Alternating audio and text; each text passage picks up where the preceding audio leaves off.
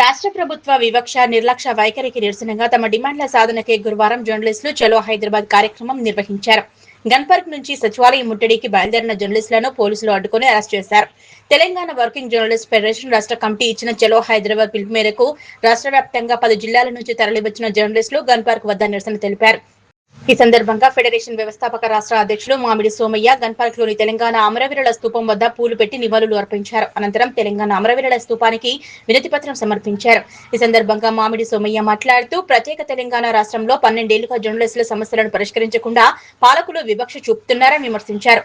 తెలంగాణ కోసం తెలంగాణ జర్నలిస్టులు అన్న నినాదంతో తెలంగాణ రాష్ట్రం కోసం పోరాడిన జర్నలిస్టులను పాలకులు చిన్నచూపు చూడడం దుర్మార్గమని ధ్వజమెత్తారు. కాంగ్రెస్ ప్రభుత్వం ఏర్పడి 2.5 సంవత్సరాలు గడిచినప్పటికీ జర్నలిస్టులకు ఇచ్చిన హామీలు నెరవేర్చకుండా ప్రభుత్వం మొండి చేయి చూపుతూ నిర్లక్ష్యంగా చేస్తుందన్నారు. తెలంగాణలో అనేక చిన్న మధ్య తరహా పత్రికలు మూతపడే పరిస్థితి ఏర్పడిందని, 2.5 సంవత్సరాలుగా ప్రభుత్వం అడ్వర్టైజ్మెంట్ బిల్స్ ఇవ్వడం లేదని ఆయన ఆందోళన వ్యక్తం చేశారు. పెండింగ్ బిల్స్ వెంటనే ఇవ్వాలని, ప్రతి వర్కింగ్ జర్నలిస్టులకు అక్రిడేషన్ కార్డుతో పాటు హెల్త్ కార్డులు ఇవ్వాలని, గ్రేటర్ హైదరాబాద్ సహా రాష్ట్ర వ్యాప్తంగా జర్నలిస్టులకు ఇళ్ల స్థలాలు మంజూరు చేయాలని డిమాండ్ చేశారు. రిజిస్ట్రేషన్ లో రెగ్యులారిటీ ఉన్న పత్రికలను ఎంపానల్మెంట్ చేయాలని, జర్నలిస్టుల పిల్లలకు ప్రైవేట్ కార్పొరేట్ స్కూళ్లు కళాశాలలో ఉచిత విద్యను అందించాలని, కార్పొరేట్ ఆసుపత్రుల్లో ఉచిత వైద్య సదుపాయాలు కల్పించాలని డిమాండ్ చేశారు. ప్రతి జర్నలిస్టులకు ఉచిత బీమా పథకం ఏర్పాటు చేయాలని, 60 సంవత్సరాలు దాటిన జర్నలిస్టులకు పెన్షన్ ఇవ్వాలని, జర్నలిస్టుల సంక్షేమానికి బడ్జెట్ లో 100 కోట్లు కేటాయించాలని, జర్నలిస్టులకు ఆర్టీసీ బస్సుల్లో ఉచిత ప్రయాణ సౌకర్యం కల్పించాలని కోరారు. ఈ నిరసన కార్యక్రమంలో రాష్ట్ర నలుమూల నుంచి వచ్చిన అనేక మంది జర్నలిస్టులు పాల్గొని ప్లకార్డులతో నినదించారు. అనంతరం ప్రభుత్వానికి వ్యతిరేకంగా నినాదాలు చేస్తూ భారీ ర్యాలీ నిర్వహించగా పోలీసులు వారిని అడ్డుకుని అరెస్ట్ చేశారు. అరెస్ట్ చేసిన వారిని Panjagutta police station, office Nagar police station లకు తరలించారు. జర్నలిస్టుల న్యాయమైన కోరికలను ప్రభుత్వం నెరవేర్చకపోతే రాబోయే కాలంలో ప్రభుత్వానికి పట్టిన గతే ఈ ప్రజా ప్రభుత్వానికి పడుతుందని మామిడి సోమయ్య హెచ్చరించారు. ఈ నిరసన కార్యక్రమంలో TUWJF రాష్ట్ర co convener Bandi Vijay Kumar, Yadagiri Thanneeru Srinivas, national council member Chirra Srinivas, Damera Jagadishwar Gupta, K Pandurangarao, Padmanabharao, Samrat Gupta, Hyderabad జిల్లా convener V Ravikumar, co convener R Srinivas Goud, Santosh Kumar, M Ravikumar, Subhash, Regati Venkanna, Khammam జిల్లా అధ్యక్ష కార్యదర్శులు నానబాల రామకృష్ణ, అర్వపల్లి నగేష్, మహబూబ్ నగర్ జిల్లా కార్యదర్శుడు గంటిడి నరసింహ, కార్యదర్శి గోపాల్, మంచిర్యాల జిల్లా అధ్యక్షులు మధు, సూర్యాపేట జిల్లా అధ్యక్ష కార్యదర్శులు పల్వాయి జానయ్య, మూషం హరిప్రసాద్, వరంగల్ జిల్లా అధ్యక్ష కార్యదర్శులు జక్కుల విజయ్ కుమార్, స్వామిదాస్, పాడుగుల సురేందర్, నాగర్ కర్నూలు జిల్లా అధ్యక్షులు దుమ్మల భాస్కర్, రంగారెడ్డి జిల్లా అధ్యక్షులు అశోక్ కుమార్ గౌడ్, పర్వతాలు మేడ్చల్ జిల్లా అధ్యక్ష కార్యదర్శులు మల్లేశం, గడ్డమిది అశోక్ తదితరులు పాల్గొన్నారు. తెలంగాణ వర్కింగ్ జర్నలిస్ట్ ఫెడరేషన్ పిలుపు మేరకు వచ్చిన ఈ అందరికీ కూడా రాష్ట్ర కమిటీ తరఫున కృతజ్ఞతలు, ధన్యవాదాలు తెలియజేస్తున్నాను. మన సమస్యలు చాలా రోజులుగా పెండింగ్ లో ఉన్నాయి. గత ప్రభుత్వంలో కూడా ఏ ఒక్క సమస్యను కూడా పరిష్కరించలేదు. తెలంగాణ రాష్ట్రం వచ్చిన తర్వాత మనం ఎన్నో ఆశలు పెట్టుకున్నాం, మన సమస్యలు పరిష్కరిస్తూ మనకు మంచి రోజులు వచ్చాయని చెప్పేసి మనం ఎంతో సంతోషిస్తాం జర్నలిస్టులుగా. కానీ గత ప్రభుత్వం 9.5 ఏళ్ల పాటు ఒక్క సమస్యను పరిష్కరించలేదు.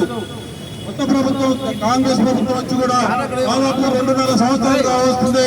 ఏ ఒక్క సమస్యను పరిష్కరించకుండా కాలయాపన చేస్తూ జర్నలిస్టుల జీవితాలతో చెలగాటమాడుతుంది. కాబట్టి ఇవాళ రాష్ట్ర వ్యాప్తంగా జర్నలిస్టులు ఎంతో ఆవేదనతో ఆందోళన చెందుతున్నారు.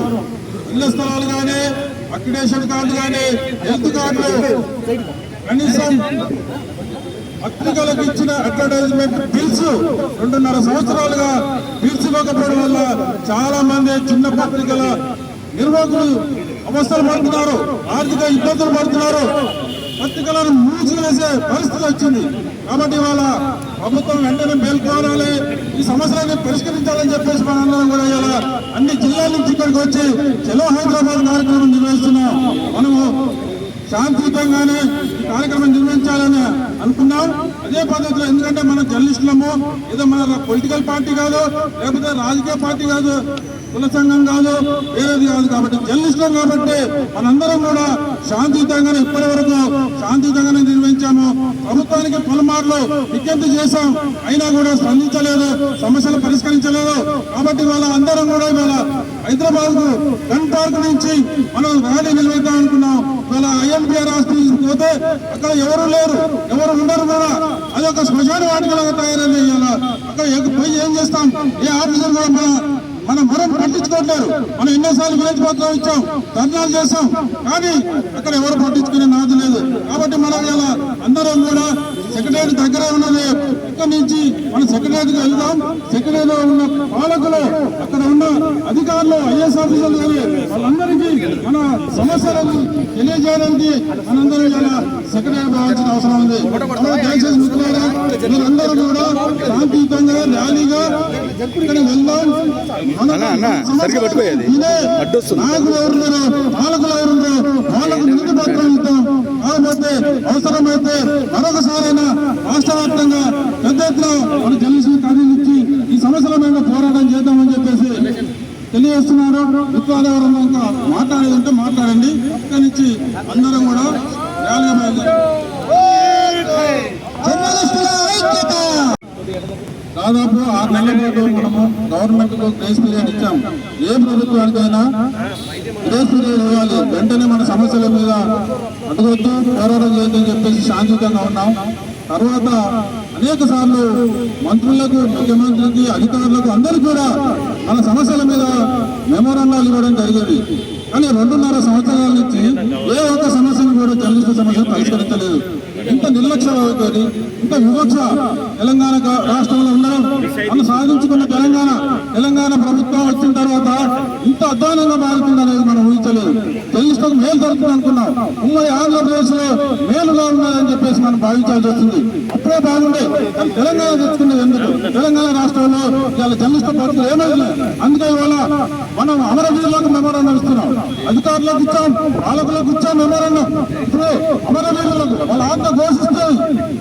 జర్నలిస్టులు తెలంగాణ కోసం ప్రజల నుండి, ప్రజలతో నుండి తెలంగాణ కోసం పోరాడిన కలం కార్మికులు వాళ్ళ సమస్యలు పరిష్కరించకపోతే వాళ్ళు ఎవరు చెప్పుకోవాలి?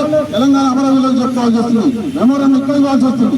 కాబట్టి పాలకులారా ఇప్పటికైనా మీరు కళ్ళు తెరిచి తెలంగాణ జర్నలిస్టులు ఎదుర్కొంటే సమస్యలన్నింటి తప్పకుండా పరిష్కరించాలని చెప్పేసి మేము డిమాండ్ చేస్తున్నాం. ఇంకా ఎవరైనా మాట్లాడితే మాట్లాడాలి.